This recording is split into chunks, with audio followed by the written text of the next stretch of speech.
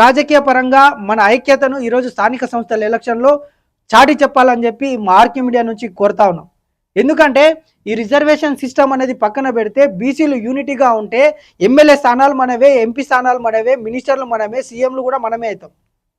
సంఖ్యాపరంగా ఎక్కువగా ఉన్న బీసీలు ఈరోజు ఐక్యతతో ఉండి ఆ బీసీ నాయకులని వాళ్ళకు వాళ్ళు సపోర్ట్ చేసుకుంటూ మన దగ్గర యూనిటీ లేకనే ఇప్పుడు ఈ రిజర్వేషన్ సిస్టంల కోసం రిజర్వేషన్ కావాలని చెప్పి కొట్లాడుకునే పరిస్థితి. సరే ప్రభుత్వ పరంగా వస్తే ఓకే, లేకుంటే ఏంది పరిస్థితి?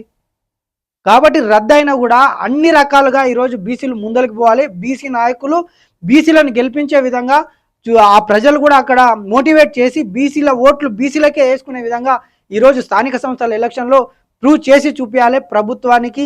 మరియు ఏవైతే అగ్రవర్ణాలు ఉన్నాయో ఈరోజు బీసీల పొట్టగొట్టాలని చూస్తున్న అగ్రవర్ణాలు ఉన్నాయో ఇంతవరకు కూడా మనం తొక్కేసి మన రాజకీయ పరంగా మనల్ని వాట దక్కకుండా చేస్తున్న ఈ అగ్రవర్ణాలకు నోరు మూపియాలంటే ఈరోజు